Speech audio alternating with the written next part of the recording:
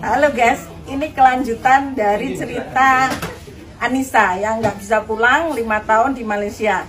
Ingatkan ceritanya ketika ibunya menangis, menjerit-jerit di kuburan karet sehari setelah Pilpres ya. Pak Prabowo kan nyekar di kuburan karet.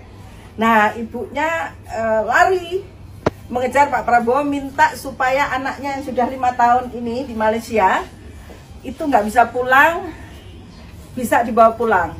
Saat itu Pak Prabowo kemudian menelpon saya supaya saya mengurus Anissa.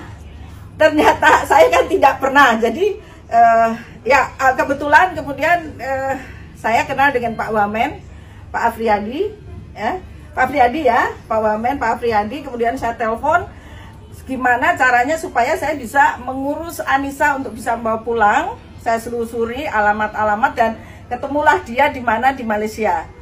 Saat itu langsung saya terbang ke Malaysia, tapi ternyata tidak sederhana ya Mbak ya. Jadi harus nggak bisa dibawa pulang karena dia nggak tidak ada dokumen. Nggak ada dokumen. Paspornya itu di agen dan agennya sudah bubar. Jadi dia nggak bisa pulang. Jadi hal yang saya lakukan kemudian waktu itu saya ke KBRI. Jadi pertama di KBRI terus emang ini koordinasi yang bagus sekali. Saya pertama terima kasih pada Pak Wamen, Pak Afriyadi, Pak Afriyadi Nur, kemudian Mas Erga Atnaker, ya, yang Mas Erga yang nemuin saya di KBRI, juga Mbak Dina dari konsuler, dan waktu itu karena harus mengajukan dulu ke imigrasi, makan waktu ya Mbak ya, 2 minggu atau 3 minggu, sehingga saya tinggal dulu. Tadinya saya jemput, tapi kemarin saya mendapat kabar nih luar biasa juga nih, Atnaker di Malaysia katanya saya nggak usah jemput, rupanya diantar sama Mbak Leni. Mbak Leni ini dari Atnaker, stafnya dari Pak Erga. Terima kasih Mbak, ini sudah dibawa pulang dan alhamdulillah ini berkah bulan puasa ya. Amin. Jadi saya berharap kepada pemerintah, Pak Jokowi sudah memulai repatriasi. Saya juga sudah bicara dengan Pak Prabowo, kurang lebih ada 2 juta tenaga kerja Indonesia yang ilegal di Malaysia. Saya sudah minta kepada Pak Prabowo supaya secara bertahap bisa diputihkan atau bisa dibawa pulang dan diberikan pekerjaan di Indonesia. Terima kasih teman-teman ya. Nanti ada cerita lagi. Ya.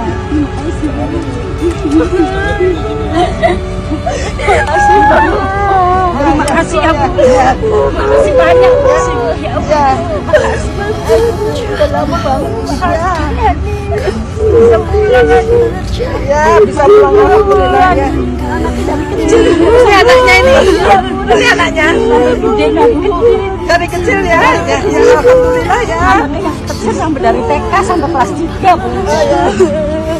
Enggak, nanti ibunya udah nggak pergi negeri nanti ya. Makasih banyak. Iya, iya. Tadi hidup Pak Bu. Makasih ya Bu. Ya, ya, ya. Makasih sama Bapak Bu. Sekarang ini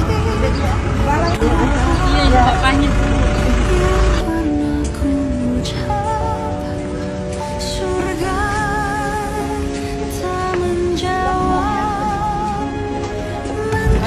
Ya, ya. Masuk ke 3 meter ya? 2 meter, panjang 3 meter bagaimana gitu. Oh, panjangnya sini 3 meter, ininya 2 meter. Ya. Oh iya, 2 kali 3 ya, ya udah. Kalau nggak dipanjangin ke sana ya nggak muat. Iya, iya itu kan ditambah-tambah depannya ya. Ya. Masaknya di situ. Iya. Iya. Baik. Nanti jadi anak pintar, sekolah yang pintar ya. Cita-citanya mau jadi apa? Oh, mau jadi dokter. Oh, bagus, good. Nanti sekolah di Unhan. Nanti sekolah di tempatnya Pak Prabowo ya, tapi harus pinter ya. Tuh, ini tadi ambil ya. Ah, ya. Tapi sekolahnya harus pinter ya. Nanti dalam sekolah nanti dibantuin ya. Kamu juga sekolah agak boleh nakal ya. Harus sekolah pinter ya. Iya, ya, ya oke. Di Prabowo terus terima kasih ya Pak telah membawa pulang anak saya Pak ke Indonesia Pak. Terima kasih Mas. kasih ya Pak Prabowo, saya kembali Pak. Kasih ya Prabowo, ibu saya udah balik. Sehari setelah Pilpres atau pemilu itu kan Pak Prabowo kan ke makam orang tua beliau di Karet Bifak.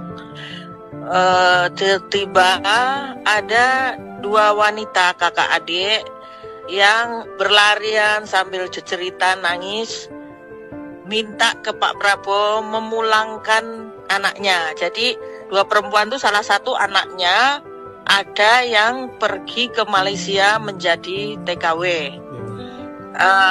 Saya tidak ikut di situ, hanya kemudian sorenya saya ditelepon sama Sepri Bapak, yaitu Mas Rajif, bahwa saya ditugasi Bapak untuk mengurus kepulangan anak ibu tersebut. Saya dikasih nomor telepon oleh Mas Rajif, nomornya ibu tersebut yang bernama Ibu Eni. Melalui telepon itu kemudian saya hubungi Ibu Eni untuk menanyakan posisi terakhir anaknya di Malaysia. Karena anaknya pindah-pindah. Jadi saya dapat alamat yaitu di Petaling Jaya, sekitar Petaling Jaya. Qadarullah, saya memang sebelumnya sempat bertemu dengan Pak Wamenager, Pak Afriansah Nur atau Pak Ferry. Kemudian saya menelpon Pak Ferry. Pak Ferry agar supaya saya dibantu, saya akan mencari TKW yang tidak bisa pulang 5 tahun itu bernama Anissa gitu. Ternyata gercep juga, esoknya saya dikabari bahwa Adnaker yang di KBRI, staf Adnaker dari KBRI sudah bisa bertemu dengan Anissa di Malaysia. Lalu tanggal 19 Februari saya terbang ke KL, ke Kuala Lumpur untuk mencari Anissa. Saya bertemu Anissa ya di sebuah hotel karena dia juga takut-takut untuk keluar karena dia tidak punya dokumen, sehingga jadi saya jemputlah gitu. Kemudian kita bertemu, saya mendapatkan cerita bahwa Anissa ini berangkat legal, jadi bukan tenaga ilegal. Dia diberangkatkan oleh agen di Cirebon. Dia di Cirebon ya, di desa, di daerah asalnya. Itu awalnya tahun 2018 ke Singapura. Dari Singapura nggak sampai 1 tahun dipindahkan oleh agennya ke Malaysia.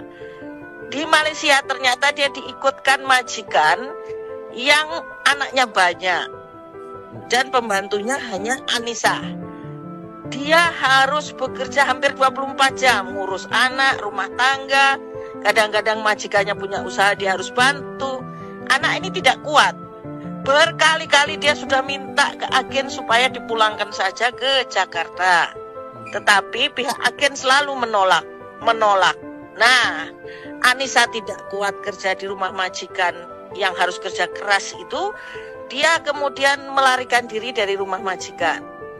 Dia coba hubungi agen lagi untuk bisa mendapatkan paspor dan dokumennya yang kan biasanya kalau TKW kerja kan ditahan dokumennya oleh pihak agen.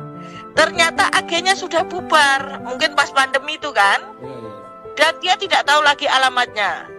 Jadilah berarti Anissa itu di sana dari legal menjadi ilegal, lantang-lantung. Mau keluar juga takut, kalau keluar itu bisa ditangkap. Kalau ditangkap polisi Malaysia, dia bisa dikenakan denda ribuan. Nah, ribuan ringgit. Anissa kemudian mencoba mencari jalan bagaimana supaya bisa pulang. Dia hubungi calo. Ternyata dia harus bayar kompon. Kompon itu denda ke imigrasi Malaysia yang jumlahnya 3.100, ditambah lagi bayar calo yang jumlahnya ribuan. Dia tidak kuat, dia tidak punya uang. Akhirnya dia kerja siang malam tuh hanya part time dan umpet-umpetan sama polisi Malaysia.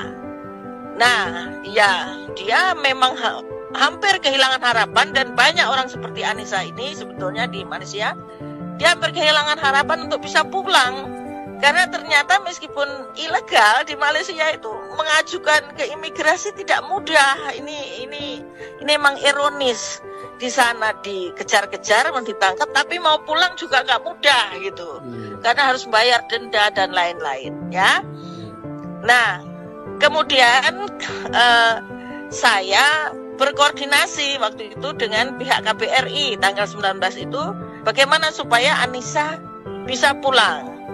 Dicari jalan, akhirnya oke, saya bayar, kemudian saya bayar komponya, dendanya Anissa saya titipkan ke teman-teman Adnaker di KBRI agar diurus Anissa ini kemana.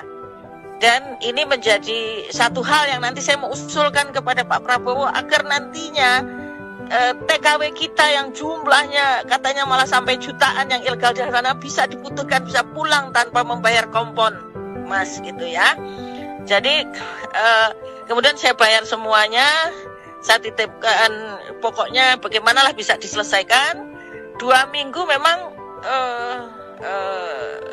ternyata makan waktu 2 minggu, dan baru kemarin selesai, 2 hari lalu selesai, dan kemarin Anissa akhirnya bisa pulang ke Indonesia, diantar oleh staf Adnaker. Tadinya saya mau coba ke sana, tapi baik juga nih pihak Adnaker di KBRI, mungkin karena Pak Prabowo ya ini ya, ini presiden kita mendatang kan, jadi diantar dari pihak Adnaker, sehingga saya hanya jemput di airport kemarin.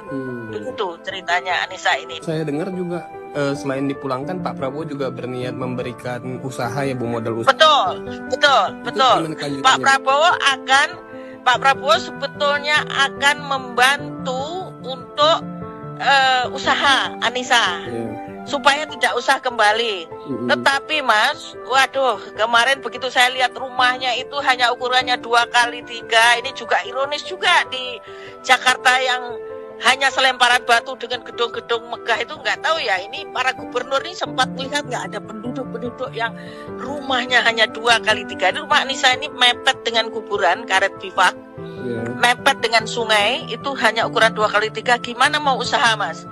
Jangankan gang, kita ini kalau jalan lewat solusinya, kemungkinan saya akan berkoordinasi sama Pak Prabowo, nanti kita carikan kerja di mana begitu. Solusinya ya, Bu ya. Nah, iya, solusinya kita carikan kerja. Nanti saya akan lapor Bapak kira-kira bagaimana ini. Tapi kalau untuk usaha, tadinya Bapak mengusulkan untuk dia bisa usaha entah jualan makanan, jualan apalah begitu, yang dia tidak usah kembali karena anaknya 2 di sini, dan selama ini anaknya nangis terus mencari ibunya gitu. Bu, kita mundur lagi sedikit, Bu. Total jadi berapa tahun nggak bisa pulang ya, Bu ya, Anissa ini, Bu ya? 5 tahun lebih. 5 tahun lebih nggak bisa pulang ya, Bu. Dan tadinya sudah hilang harapan dia. Bagaimana bisa pulang gitu, misalnya kan biayanya besar, antrinya lama, calonnya nanti diperas-peras terus gitu. Jadi sekedar informasi, banyak ini yang di sana sampai usia tua,